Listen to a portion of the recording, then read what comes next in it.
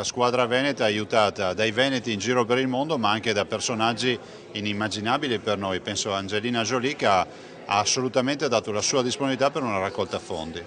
Quanti sono arrivati finora, Presidente?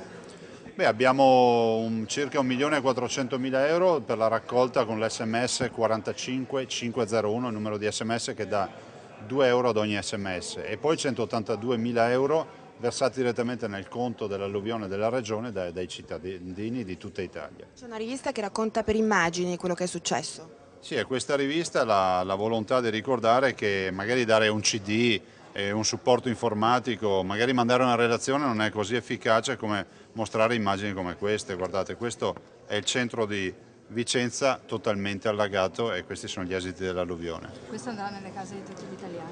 Andrà nelle case dei personaggi che ci possono dare una mano, e ci scusino gli altri cittadini ma non ne abbiamo per tutti, quindi i direttori dei giornali, dei telegiornali, tutti i ministri, il Presidente del Consiglio, il Capo dello Stato, che peraltro l'ha già avuto da me in prima persona, e non ultimi ovviamente, oltre che i parlamentari, anche tutto quello che è rappresentato dal mondo dei media, i direttori dei giornali e i giornalisti. La crisi di governo potrà influire?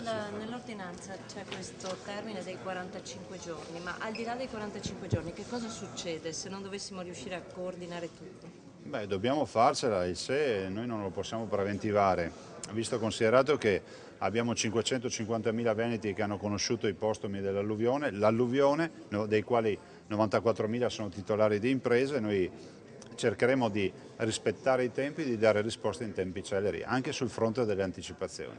Adesso che sono spuntati questi 300 milioni, Presidente, spuntano anche nuovi comuni e nuove persone che hanno danni. Questo fa parte un po' del cerimoniale di questi fatti. Direi che mia cura sarà quella innanzitutto di ristorare i veri alluvionati. Se ci sarà qualcuno che pensa di essere più furbo di tutti gli altri, lo scoveremo, perché io non ho nessuna intenzione di dare soldi a chi non ha avuto l'acqua in casa. La crisi di governo potrà influire sui rimborsi, sui finanziamenti per i rimborsi?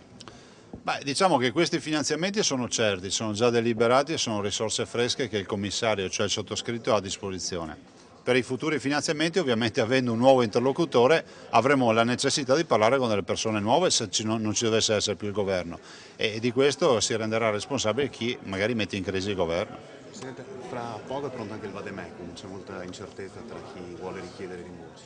Guardi, un appello ai cittadini alluvionati: evitiamo il fai da te o l'interpretazione dell'ordinanza, che è scritta in burocratese come al solito, sono 30 pagine di burocrazia allo stato puro. Consegneremo un vademecum per il tramite dei sindaci, che sono assolutamente gli angeli custodi dei territori, nel quale ci sarà in maniera molto semplice l'ABC della presentazione delle pratiche per l'alluvione, per cui tutti stiano tranquilli, non ci sono termini che stanno scadendo, non c'è qualche pubblicazione di qualche bando, non c'è nulla, tutti tranquilli. Arriveranno, io spero già in settimana, questi vademecum per spiegare ai cittadini il da farsi rispetto ai danni.